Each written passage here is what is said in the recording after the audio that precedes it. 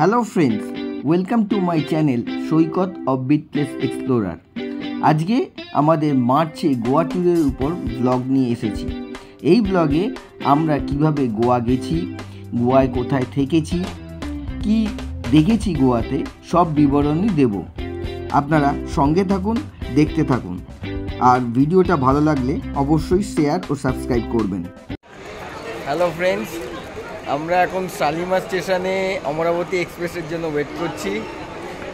আমাদের আজকে গোয়া ট্যুরের ফার্স্ট ডে।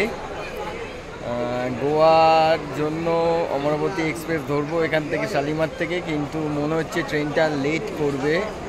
অলরেডি 11টা 15 হয়ে গেছে, 11টা 20-তে ট্রেনের টাইম, কিন্তু এখনও ট্রেনের কোনো দেখা পাচ্ছি না।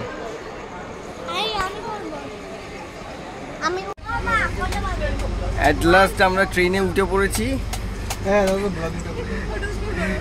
এইদিকে ঝিনু, ওইদিকে শর্মিষ্ঠা, এইদিকে বিপ্লব, ওপরে আরশিয়া আর উচ্চিসমান বসে আছে।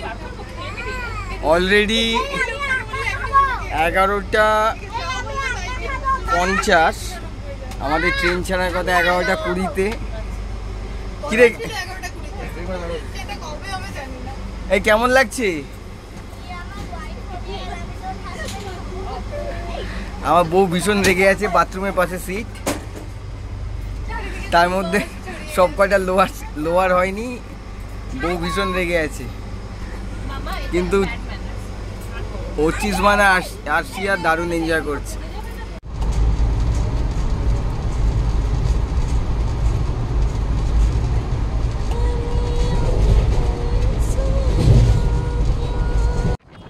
অমরাবতী এক্সপ্রেসে আমরা প্রায় 34-35 ঘন্টা কাটিয়ে ফেলেছি।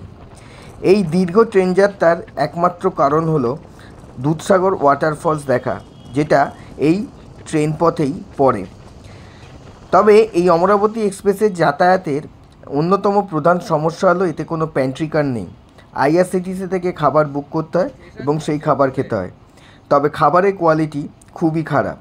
সামনে ক্যাসেল রক স্টেশন, সেই স্টেশন পার করলেই দুধসাগর ওয়াটারফলস। এই দেখুন, আমরা দুধসাগর ওয়াটারফলস দেখতে পাচ্ছি, কিন্তু ওয়াটারফলস দেখে আমরা খুবই হতাশ। মার্চের শেষে আসায় ওয়াটারফলসে বিশেষ জল নেই। এই দুধসাগর ওয়াটারফলসের বিউটি উপভোগ করতে গেলে আপনাদের আসতে হবে মনসুনের শেষে। তাই আমার সাজেশন থাকবে, যদি বাজেট পারমিট করে তাহলে অমরাবতী এক্সপ্রেস অ্যাভয়েড করে ফ্লাইটে আসাই ভালো। অবশেষে আমরা গোয়া পৌঁছে গেছি। আমাদের গোয়াতে প্রথম 3 দিন নর্থ গোয়ায় ক্যালাঙ্গুটে থাকার কথা, সেই মতো হোটেলও বুক করা আছে। আমাদের হোটেল থেকে গাড়ি চলে এসছে, সেই গাড়িতে করেই আমরা এখন ক্যালাঙ্গুটের উদ্দেশ্যে আমাদের হোটেলের দিকে যাত্রা শুরু করলাম। ড্রাইভার দাদা বললেন এইখান থেকে ক্যালাঙ্গুট যেতে 1 ঘন্টা 15-20 মিনিট লাগবে।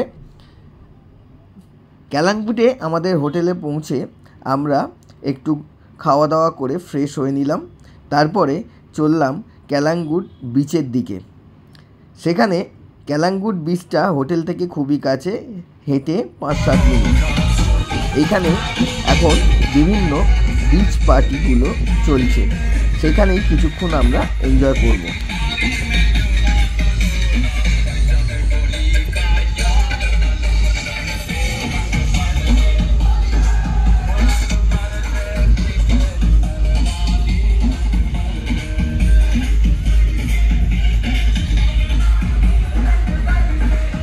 আজকে হোলি, সেই জন্য বিচের সাইডে যে রেস্টুরেন্টগুলো রয়েছে সেগুলোতে সব হোলির গান বাজছে এবং হোলির পার্টি চলছে।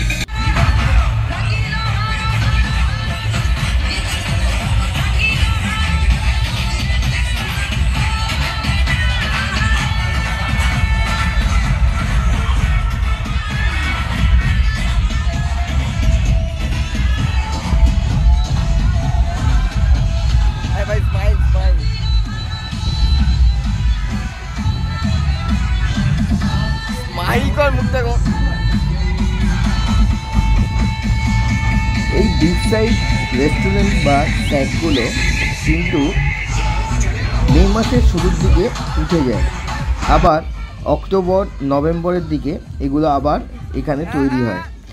তাই এই মাঝের সময়টায় কিন্তু এই নাইট পার্টিগুলো বিচ সাইডে আর পাওয়া যায় না। আমরাও এই একটি এরকম বিচ সাইড স্যাক বা রেস্টুরেন্টে বসে পড়লাম এবং এই নাইট পার্টি বা গোয়ার নাইট লাইফ এনজয় করা শুরু করলাম।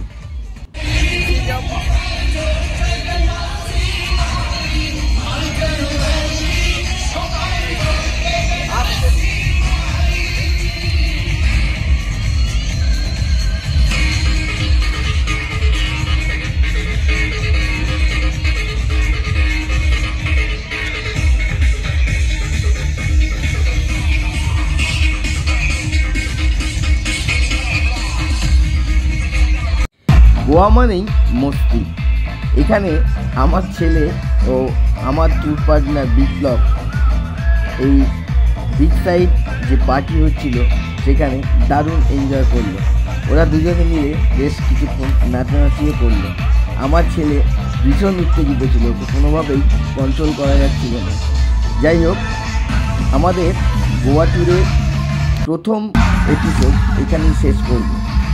আপনাদের যদি ভিডিওটা ভালো লাগে তাহলে অবশ্যই কিন্তু চ্যানেলটা সাবস্ক্রাইব করবেন, ভিডিওটা লাইক করবেন এবং অবশ্যই শেয়ার করবেন।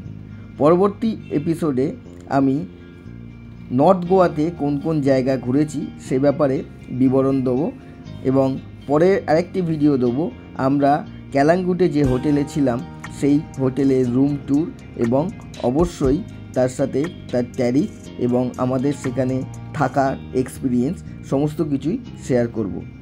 আজকে এখানেই শেষ করছি। যাওয়ার আগে ক্যালাঙ্গুটের নাইট পার্টির কিছু ছবি এই ভিডিওর সাথে দিলাম। আমার এই ভিডিওটা যদি আপনাদের ইনফরমেটিভ লাগে, ভিডিওটা যদি ভালো লাগে তাহলে অবশ্যই চ্যানেলটা সাবস্ক্রাইব করবেন, ভিডিওটা লাইক করবেন ও শেয়ার করবেন। ধন্যবাদ। পরবর্তী এপিসোডে পরবর্তী ভিডিওতে আবার দেখা হবে।